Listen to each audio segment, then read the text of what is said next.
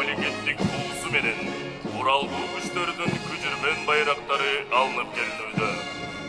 Күжүрмөн байрак улуу командирдин аты менен байланышкан.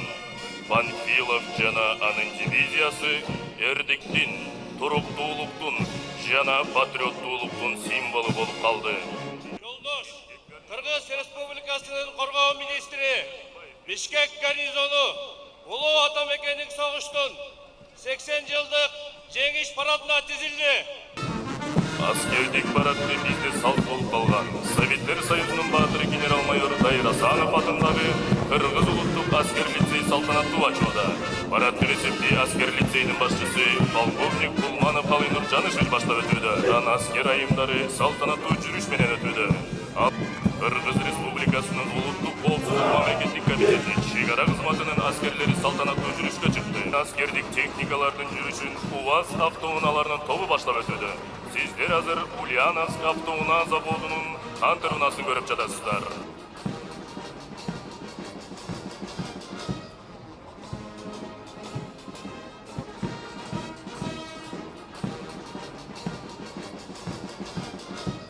Кыргыз Республикасынан чыгарылган атайын сооттолгон жол тандабас автомобилдик техникасы өтүүдө.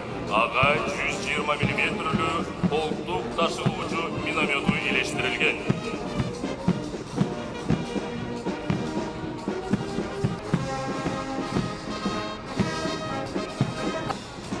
Аянтан жеңил сооттолгон Кыргыз Республикасынын куралдуу күчтөрүнүн атайын дайындалыштагы бөлүктөрүнүн курамында турган күжүрмөн техникалар өтүүдө. Форд Рейнджер аскердик жеңил унаа.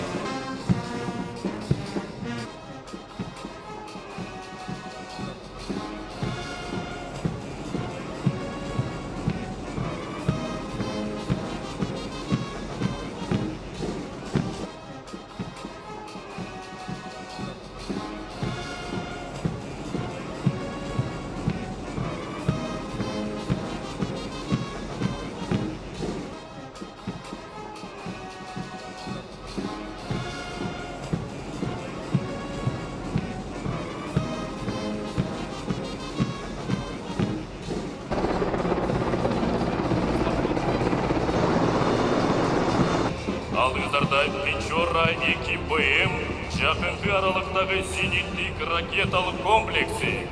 Алдыңыздарда Тор М2КМ жакынкы аралыктагы зениттик ракеталык комплекси.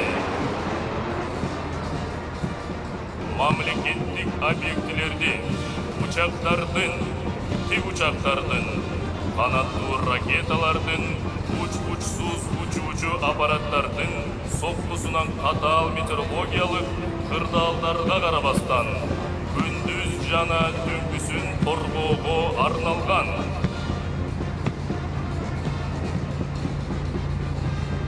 Абадан күзөт кылып чалгындоо жүргүзгөн, чек араны күнү-түнү көзөмөлдөгөн, бургактагы аскерлерди координациялаган жана колдоо көрсөткөн Акынчы жана Аксуңгур уч-учсуз учуучу аппараттары бар.